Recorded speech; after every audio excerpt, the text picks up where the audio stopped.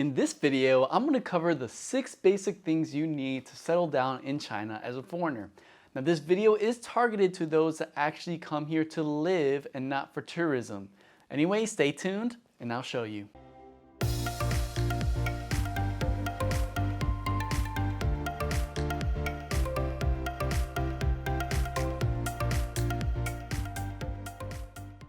The first step, preferably before you actually come here and land, is to settle your VPN services.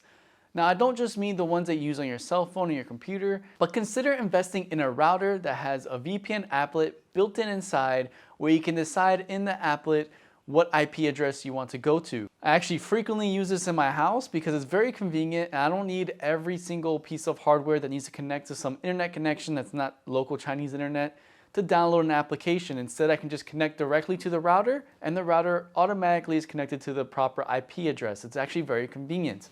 The services I use are from Astral. They're alright. They're probably not the best, but they're alright. And I can put a link in the description below on how to get these packages. But this actually has saved a lot of time from me having to download like maybe 5 different kinds of applications, having the VPN services already settled beforehand. The second step after you settled VPN services is getting a Chinese phone number. Maybe even a Chinese phone if you want to consider that, but more importantly, a Chinese phone number with a Chinese SIM card.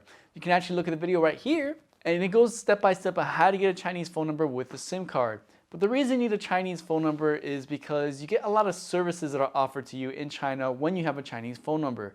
One-time passwords are a big thing here. They pretty much use it for everything from banking to maybe ordering food, making payments, etc. So you pretty much need a Chinese phone number if you're actually going to live here. The next step is to get a bank account. Now this is tied to the previous step because you're going to need some kind of Chinese phone number to actually open a bank account. I actually go through in great detail how to open a bank account in this video right here, and I'll make sure to put it in the description down below.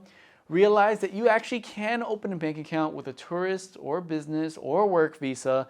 And if you're coming to Guangzhou, I actually know somebody that wants to open bank accounts for more foreigners as long as they have a legal tourist visa. So feel free to let me know in the comments down below if this interests you. I'm sure I don't need to explain the reason of opening a bank account, but it opens so many doors in China. You'll be able to easily use e-payments like Wechat and Alipay without any hassle.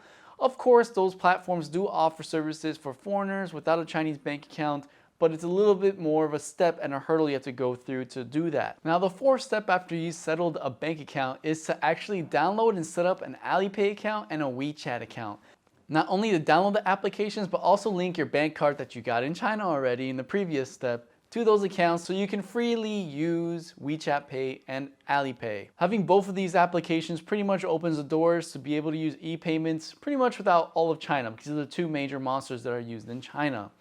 It opens the doors to different businesses that you can work with, different networks you can be involved with, and of course payments, because everyone usually communicates via WeChat. I've actually made 2 in-depth tutorials for WeChat and Alipay for foreigners that want to open them for the first time. So consider having these linked and ready to go before coming to China. But again, if you haven't done it before coming to China, when you hit ground, make sure it's on your priority list. The 5th process I'm going to go to after you set up a WeChat and Alipay account is that you need a place to live, right? So you need to find an apartment.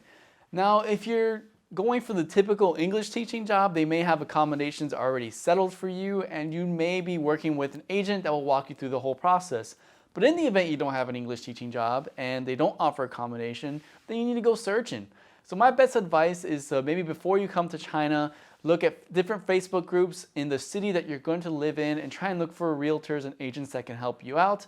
And of course, when you hit the ground and maybe like the first week you're going to be in a hotel, you can easily find these services on WeChat and Alipay for different realtors. I actually know a contact in Guangzhou for a realtor to find an apartment here.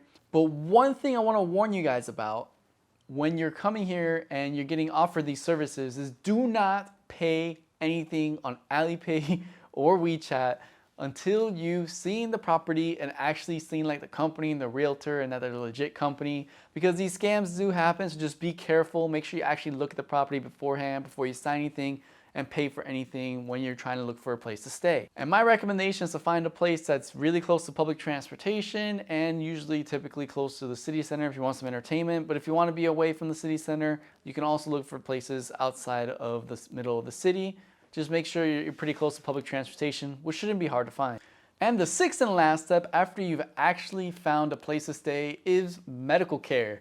This is really important because I've had friends that lived in China for maybe 1 or 2 years and don't speak any Chinese, and they don't know how to see a doctor. So my recommendation is just to search for your nearest public hospital from the apartment you chose from and then get registered there.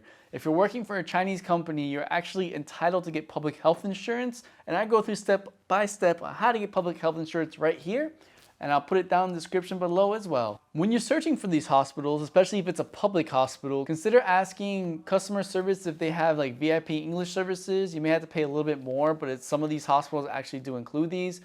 If not, you may have to go to a private hospital that has English speaking staff, and you can expect the prices for these services to be super expensive because in some places, English speaking staff is a luxury in China. These are the 6 steps that I recommend, in my opinion, as a foreigner when you first come here to live in China, just to make your life a little bit more smoother as you start transitioning into the daily lifestyle here. If you like seeing content about having a better lifestyle in China as a foreigner, consider subscribing to my channel for I post videos every week. You can also follow me on social media if you have any one-on-one questions that you don't want to post in the comments. And I've actually recently made a Facebook group for expat survival where you can ask one-on-one questions on problems you may have, and I will try my best to find solutions for them. It'd actually be pretty cool to build that community together.